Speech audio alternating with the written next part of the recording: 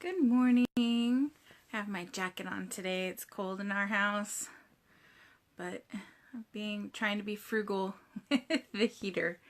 So, how are you guys today? Just wanted to pop on. Um, Today, I first want to start off by saying I know this is a very sensitive subject to a lot of people, and this may even trigger some folks. So if you're susceptible to triggers for mental illness or anxiety, just want you to be aware of what's going on. Good morning, everyone. Today I'm going to be talking about my Steve and I's infertility journey and answer any questions that anybody has. I am an open book. It's taken me a very, very, very long time to be able to become an open book. As some of you may know, infertility is very hard to talk about, especially when you're going through it. And with Sadie's birthday yesterday, I just was reflecting on how we got there and looking at all the pictures.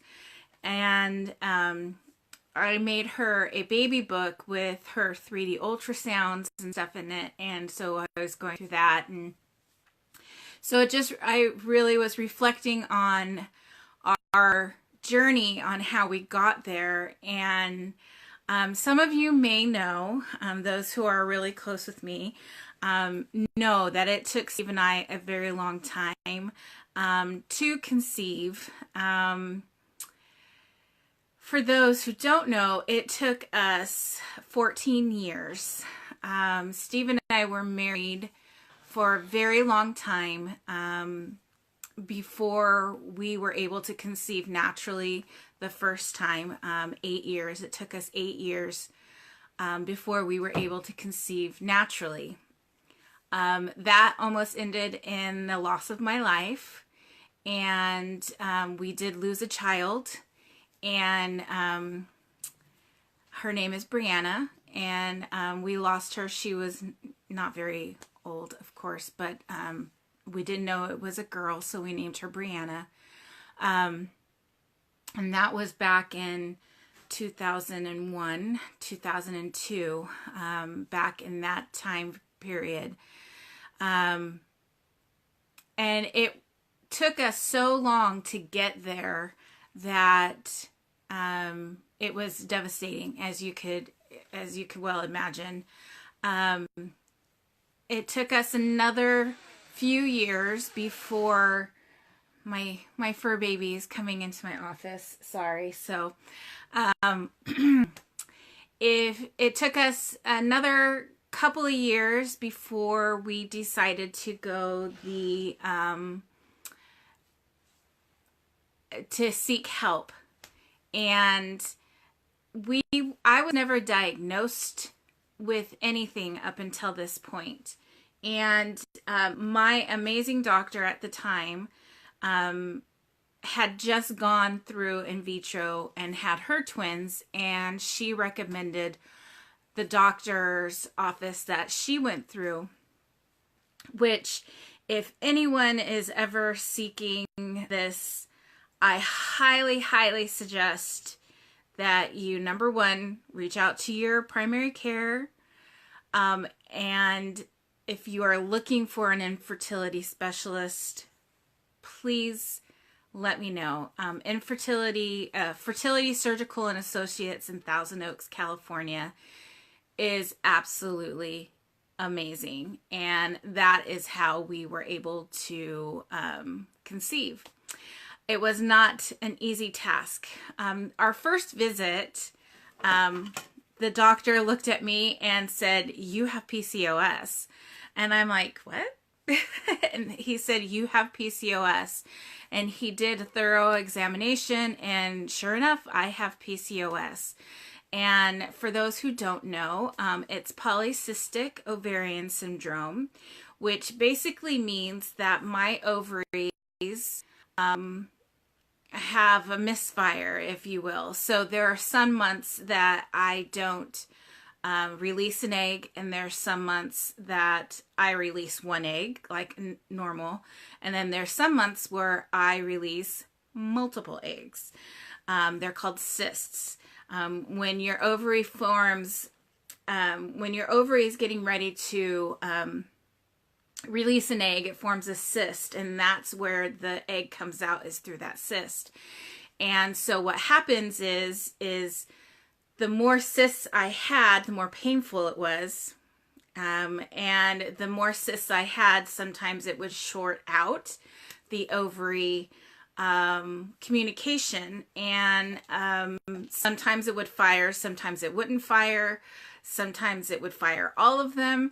So, and I use fire because that's what I envision anyway. And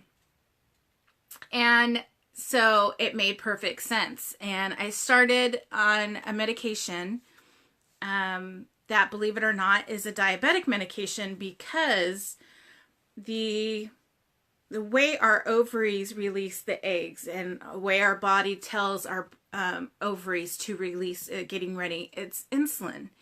So there is an insulin miscommunication from my body, not due to diabetes or anything else. There's just a miscommunication. And so this insulin medication helped control that. And ever since I've been on that, I've been on that since our very first visit, which was back in 2004. And I have not had a horrible menstrual cycle since then. It's a normal, if there is such a word for that process, but so, which is amazing. So if you have PCOS, or if you don't have regular periods, that's the first thing I would definitely ask your doctor. And any doctor in your primary care, your OB, they can test for these things. So I would maybe ask them, okay, I heard about this. Do I have this? There's other symptoms, I guess, that go along with this, that's the whole reason why my doctor said, oh, you have this. But read up on it if it's something that you think you might be suffering from. I fortunately did not have endometriosis. I know lots of my friends who suffer from infertility do have endometriosis, and it's a very painful, it's hard, it's painful. There's lots of procedures you have to go through. I am not an expert on that, so I would defer you. What I do know is, after I had Brienne, when I almost lost my life, my Brienne was what's called an ectopic pregnancy, which means that she attached herself, instead of my womb, in my fallopian tube. It was a very even further special case than that with Brienne, because she actually attached herself through the fallopian tube to the back of my uterus. So a lot of times with ectopic pregnancies, there is a lot of pain involved, because the fallopian tube is a free floating. And so when there is an ectopic pregnancy, it floats in that tube, and it can cause a lot of pain. Whereas with Brienne, she was an ectopic pregnancy, but she had attached herself not only through the tube, but to the back of my womb. So there was no movement, so there was no pain. And so that's why we didn't know for the longest time that it was an ectopic pregnancy. And by the time we found out, the doctor rushed us to the hospital right away, because if I bent over a certain way, it could rupture and then I would bleed out in less than 5 minutes. And what happened is on the operating table, they were trying to remove Brianne from my womb, and it ruptured. My fallopian tube ruptured. And they almost lost me, but they were able to save me. And they had to take my entire right fallopian tube. So I still have a right ovary, and I have like a little tiny bit of a fallopian tube. But I don't have a fallopian tube connected to my uterus. So from that experience, we found out when we went to Dr. Boyos, which is who we saw down at Fertility Surgical and Associates down in Thousand Oaks, we found out from doing a dye test that I had scar tissue and my left fallopian tube was blocked. And so there was no way for me to naturally conceive because of that procedure, which explained why we hadn't been able to after Brianne. So at that point, we decided to do in vitro. We did 3 rounds of in vitro. The first one took, but we lost. The second one, it did not take. And we weren't going to try a third, but the stars aligned, and and I was talking to my regular doctor right now about it, because she had a similar process, but later on. But when we did our procedures, the medicine, the injections, were the most expensive part. And at the time, the pharmaceutical company that we went through had a special, and we had no idea that if you bought 2 rounds of medicine, you received a third for free. And our doctor fee was for 3 attempts. And so we had tried the 2 times, and we're like, because we weren't going to try a third time, because we started this process in 2004, and by this time it was 2007, and it was a very hard journey, and we weren't going to try. I was done at this point. I didn't think my sanity could handle another attempt, but when we found out that the medicine would be free, and we still had 1 try with the doctor, it seemed to all align. So we went ahead and did a third attempt, and at the time they changed a little bit of the procedure that we had tried the first 2 attempts, and it worked. Funny enough, Steve had shingles during this time, so he wasn't even able to go with me for the when everything happened. We had enough embryos that we were able to freeze some embryos. And so technically, my 3 kids are triplets. They were from the same harvest cycle. They were harvested at the same exact time. But the twins the embryos were frozen. And so what we did, when we confirmed we were pregnant with twins with Sadie, but we did lose her twin in the womb. And so we went ahead and froze the rest of the embryos.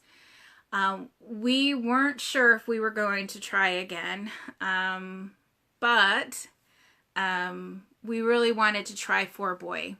And so we went ahead and did a frozen cycle 4 years later, which was nice and also hard because at that time I had forgotten what newborns were like, and to end up having it with twins was a little bit, I still to this day joke, and I don't hardly remember the first year of the twins' life at all. It's pretty funny.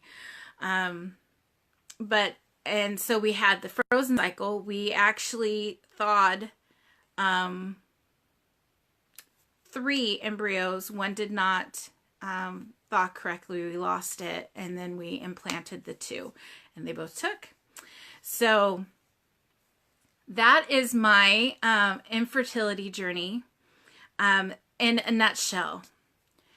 What's not in a nutshell are the feelings, the pressures, the pain, the sadness, the depression, the anxiety. That is not in a nutshell. That is very hard to articulate, number one. And number two, sometimes it's still hard to talk about. It took me a very long time to enjoy Mother's Day, as you can imagine. I still to this day have mixed emotions. I'm very, very grateful for my kids. But there was 14 years. Steve and I were married in 1994 and 25 years this year. And by the time we got pregnant with Sadie, it had been 14 years, 3 rounds of in vitro, and 1 ectopic pregnancy. And that is a lot. That's a lot to process. And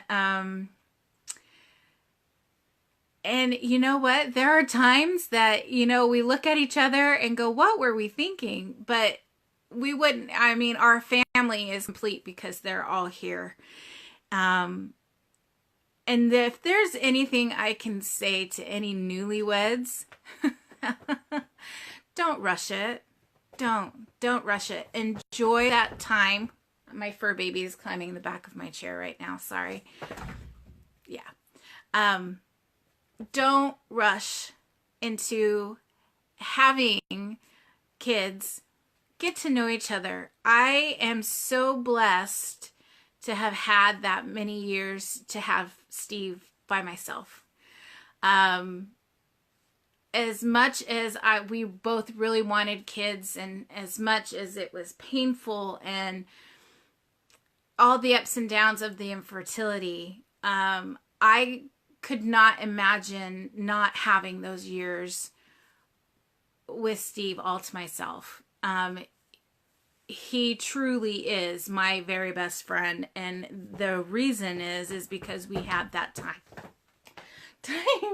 together. Sorry, my cat's trying to declaw on my chair apparently. Hey, get down. So if anyone is watching and has any questions, I am an open book. I am here to pass my journey on to others to help answer any questions that you might have. I am not squeamish. So you can ask any question that pops into your head. I can tell you exactly what happened to us. I again preface this, please make sure you're talking and communicating to your spouse and your doctors about this process if you are having problems. But I can, if you want to know where I did my injections, or if it hurt, or how how I'm an expert at knowing where my veins are for blood draws. I know all that because of my experience. So I am not squeamish. I would love to talk to anyone about that. And if you are going through this, I am a shoulder to lean on, cry on, yell at, vent to, be angry at, because, oh, I was angry. Oh, I was angry. But I'm hoping by talking about it more, that more people are more open about it. It is very painful. If you are in the throes of it, you don't want to talk about it. And you don't want to hear all the, oh, it'll get better. What's meant to be is meant to be. That is not something you want to say. What you want to hear is, I'm sorry. I wish I could help you. What can I do? And, you know, there's nothing anyone can do. But I did rely on those who went through the process. I was able to ask them questions. I was able to vent, and they understood what I was feeling without trying to fix the problem, or trying to make everything seem rosy. There are times that no matter how tinted your rose-colored glasses are, it did not get better. And that was okay. And you need people to say, it's okay. It totally sucks. I am here. Let's go have a drink, get coffee, or do something to distract from what's happening, because it is a very hard process. You don't want people to try to fix it, and you don't want people to, you know. So when you're having your baby, no. Just be mindful. You never know what people are going through. Those newlywed couples who don't have a baby right now, you don't know if they're struggling with infertility. They may be having the struggle of their life right now. And comments like that only add to that weight that they feel. And if I could say one thing more, is it's not just the female. It's as much as much emotional and hard and painful for the spouse as it is for the one trying to conceive, trying to carry. So I hope I was able to kind of give you a little bit of a rundown of the last 14 years in a nutshell. And I would be more than happy to do a second live or talk to you privately if you don't feel comfortable talking for everyone to hear. I totally get it. But please feel free to reach out to me. I am here to help. I understand. I may not understand exactly what you're going through because each case is completely different. But I am here. I am a good sounding board. I can tell you what happened to me, give you suggestions. You know, there are aspects of it that are very painful, and I don't mean mentally. I mean physically. The injections can be very painful. The process can be very painful. So I understand all those things, and I am here to help bring awareness to it, be vocal about it. So those who may have are going through this know you're not alone. it's not a taboo subject. I am an open book, like I said, and I am completely open to speaking about our infertility and how it took us that long. Hi, Natalie. I hope you're doing well. Haven't seen you in forever. But yes, I think I am done unless anyone has any questions. And feel free to watch this again if you are just turning in. Again, I will preface this that this is a difficult subject for some, and it may even be a trigger. So I just want to put that out there so you know that I am talking about our infertility journey. So if that is something that you want to, watch at a different time of the day, I totally get that, because when I was going through it, everything made me cry. And so I totally understand. So I hope you guys have a fantastic week. It's coming into my birthday weekend. I'm so excited. I'm turning 43, and it's a great time for us. Steve's getting better. The kids are getting older. We're actually able to go do more fun things with them. I'm excited for spring break this year because it's right before the twins' birthday, and so we have a big thing planned. And I'm so excited. Things are just starting to come back together. Last year was very hard, and so this year I am focusing on the positive, and my word for the year is breathe. So I'm just keep reminding myself to breathe.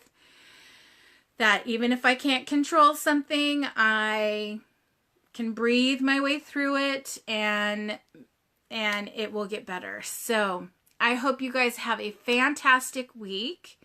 I'm trying to think if there was anything else.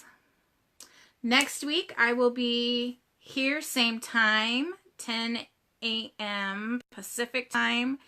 And I think next week we're going to talk more about house things. I'm excited. We're in the process of thinking about what things we can do to what our floor, basically. So I think we're going to talk a little bit about home improvement next week. So if you have any topics, though, don't forget to let me know. Comment, and I will definitely get to those topics throughout the year. Well, have a good day, everyone. We'll talk to you soon.